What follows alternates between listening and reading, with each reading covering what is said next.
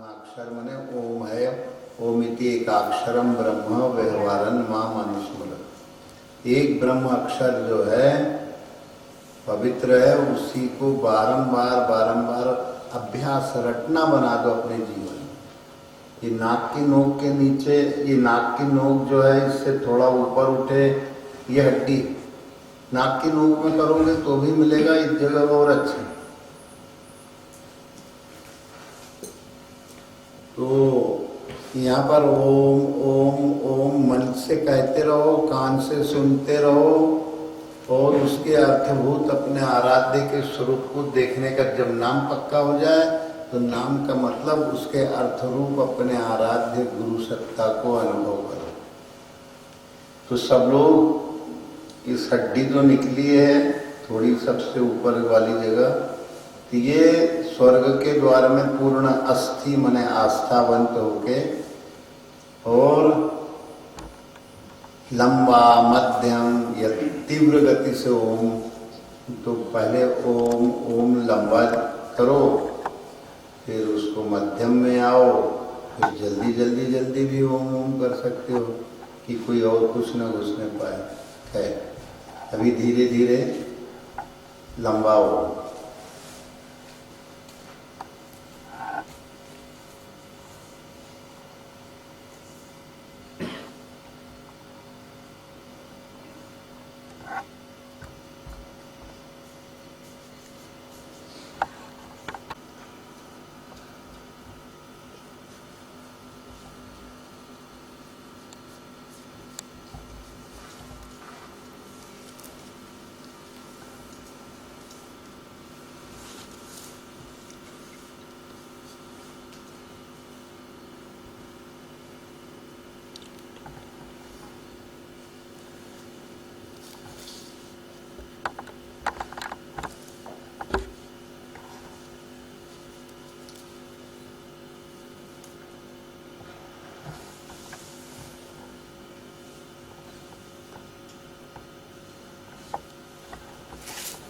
वेदों का पाठ करने का तरीका, ओम को अगर पकड़ लिए,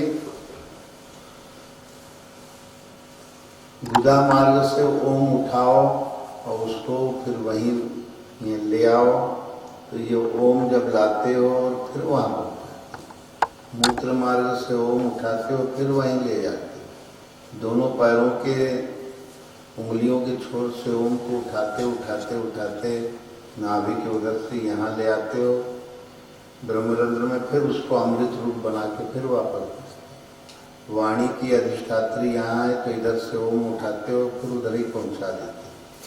हाथ की उंगलियों के छोर से ओम को उठाते हो,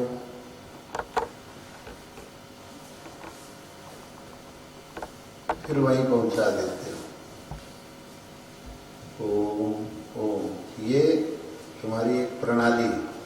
फिर जीव, मुंह के अंदर से ओम उठाते हो,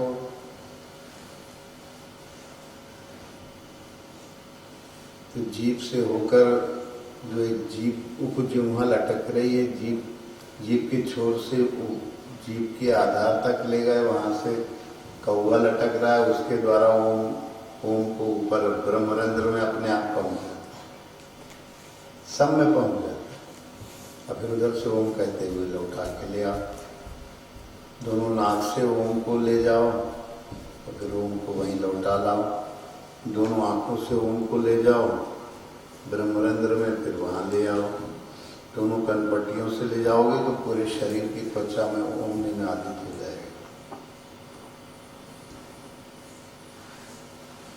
पूरे रोमकूप जो है उन तक कान के पर्दे से ओम उठा, दोनों कान के पर्दों से उठाओ।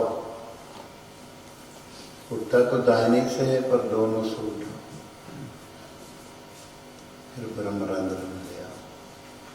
ब्रह्मरंध्र के नीचे एक मन की जगह, कान के दोनों पर्दे हैं, इसके ठीक बीचों बीच मन की जगह है। दोनों भवों के बीच की सीध मान लो, चाहे उधर से उठाओ, मन को वापस करो। मन को ब्रह्मरंध्र में अपने गुरु स्वरूप की अनुभूति करा के बुद्धि को उठाओ, बुद्धि को पहुँचाओ। स्मृति को उठाओ, स्मृति को पहुंचाओ। फिर अहम बिल्कुल ब्रह्मरंध्र से चिपका हुआ, अहम को परम में उठाते हुए ऊपर ले जाओ। तो ये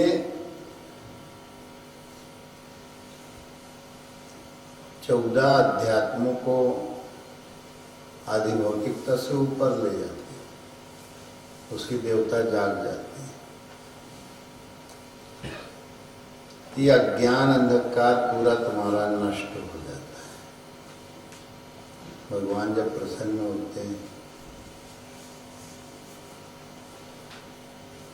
तेषामेवा विकंपार्थ, उसके ऊपर मैं अनुकंपा करके, तेषामेवानुकंपार्थ, तो उसके ऊपर करता क्या हूं? दया।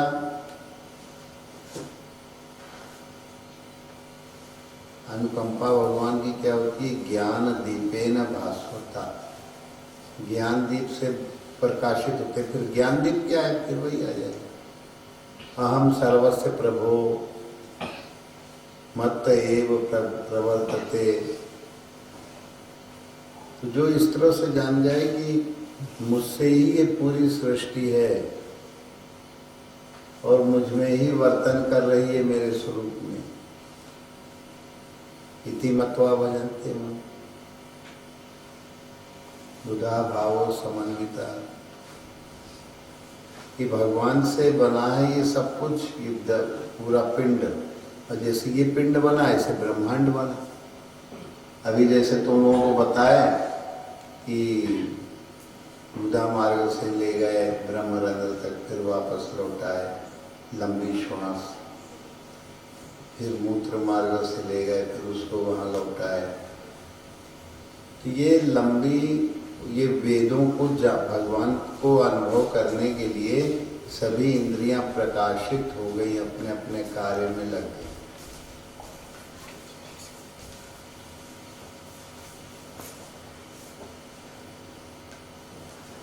और तुम्हारा मन एकदम शांत हो जाएगा कि हे भगवान, आप ही सर्वत्र हो, आपसे भिन्न कुछ है ही नहीं। ईशा आवासम इदम सर्वम, ईशावास्यम इदम सर्वम यत्किंच जगत्याम, जो अनुभव में आ रहा है, जो नहीं आ रहा है, ये सब भगवान ही हैं, भगवान से भिन्न कहीं कुछ नहीं है। ऐसा जो दृढ़ता हो गई, और सब लोग पत्ता चबाए लो कदम पे।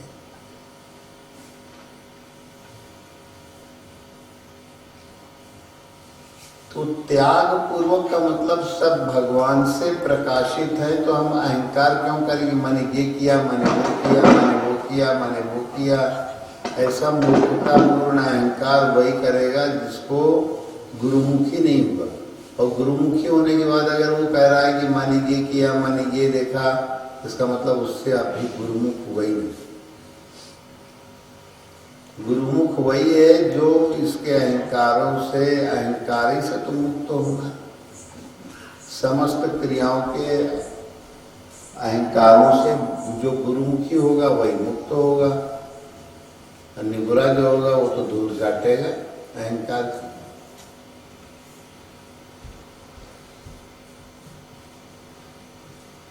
तो माग्रद कस्य स्विदधनम, गिद्ध वृत्ति मत करो, जड़ पदार्थों में, मुर्दा पदार्थों में आसक्त मत हो। गिद्ध क्या करता है? मुर्दा को खाता है। ये सब कुछ मुर्दों का देश है, बेजान है। और सब में अगर तुम गुरु स्वरूप को देख रहे हो तो फिर जान है। ये तो सब परमात्मा का है। माग्रद कस्य स्विद, ये धन किसका है?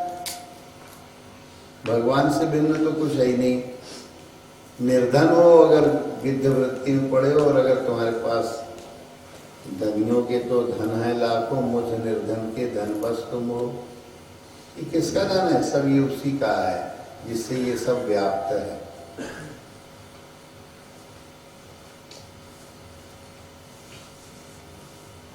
हमारे तो भगवान आप दृढ़ निश्चय हो गए कि आप ही हो। तो ऐसे करते हुए, भगवान का चिंतन करते हुए 100 साल जीने की शतम शतम शतम शतम, कितने सैकड़ा जियो, कोई गिनती नहीं, कोई गिनती से अतीत है। वो शब्द काल से अतीत हैं, शब्द गणना में नहीं आते हैं। गणित नहीं लगा सकते हो, गणित शांत हो जाता है। तो ये कुर्वन् एवेह कर्माणि जिजीविषेत् शतं, 100 साल जीने की। एवं त्वयि अन्यथा न अतो अस्ति, यहाँ पर और कोई मार्ग तुम्हारे लिए नहीं है, इसी के द्वारा उद्धार होगा। सब्जी भाजी बेचते रहोगे और कुछ पाओगे नहीं, अगर ये दृढ़ निश्चय नहीं हुआ कि दिवाली जो है अज्ञान के कारण अंधकार है, और उसके कारण गुरुमुखी न होके निगुरा है। गुरुमुखी के लिए तो गंगा में बरसे, जमुना में बरसे और ताल तलैया तरसे। जो सीमित आधार वाले हैं वो तरस रहे हैं, जो नदियां हैं वो प्रवाहित हैं, गंगा जमुना ये सब जो है, और संत लोग उसमें खूब अपने को वो कर रहे हैं। गंगा में बरसे, जमुना में बरसे और निगुरा पानी को तरस रहे, प्यासा है, उसको आधार ही नहीं मिल रहा है। और कोई जुड़ भी गया गुरुमुख से और केवल यही सोच रहा है कि ये केवल गुरु महाराज की ही प्रमुखता, गुरुमुखी हो गए तो गुरु तत्व ही प्रमुख। और उसमें अपने को जैसे युक्ति बताए, वेदों का स्वाध्याय करो, कीर्तन करो। पहले कह रहे हैं कि कीर्तन करना चाहिए उसको, अब कौन सा कीर्तन? यही नाम का कीर्तन। तुम्हें कर्म कभी लपटेंगे नहीं। जो भगवान के लिए भगवान का चिंतन कर्म करेगा, वो उनका अभ्यास करेगा, तो मन और प्राणों पर विजय प्राप्त करके ब्रह्म बीज म विस्मरण, इस ब्रह्म बीज को मन और प्राणों पर विजय प्राप्त करता है और ब्रह्म बीज को भूलता नहीं। पहले ऊपर वाले पंक्ति में का अभ्यास करो, इतना अभ्यास करो कि ब्रह्म बीज जो ओम है, वेदों का सार ओम है, वेद जिससे बने उस ओम को ब्रह्म बीज म विस्मरण माने अविस्मरणीय, एकदम तुम्हारे अंदर। अब यही तो अभ्यास, इतना छोटा सा अभ्यास है, पर वासनाएं जीव को पटक पटक के मारती है, उसको टिकने नहीं देती। अरे भाई करो, सब जीवन में रहते हुए जीवन को तेन त्यक्तेन भुंजी था, ये संसार में रहो, त्याग पूर्वक हर क्रिया करो, देखो सुनो चलो फिरो उठो बैठो। ये तो भगवान आप ही दी हुई ऊर्जा है, आप हैं इसमें, पैर चल रहे हैं, हाथ काम कर रहे हैं। अपने अंदर समझ बनाओ। तुम्हारे अंदर का गुरु तत्व जब गुरुमुखी हो गए तो गुरु तत्व दृढ़ होके बताने लगे। अब जब अभ्यास ना करो तो कहाँ से बताएगा? रास्ता लिंक बनाओ, समझा शैलेंद्र? हाँ, रास्ता ही न बनाओ और कहोगी बस अब भगवत ज्ञान उतरने लगे, कैसे उतरेगा? अभ्यास करो तो फिर भूलोगे नहीं। अंतिम श्लोक का ये सारा, फिर बाद में कथा और तमाम प्रसंग कम से कम विराट पुरुष को 4-5 बार दोहरा दें।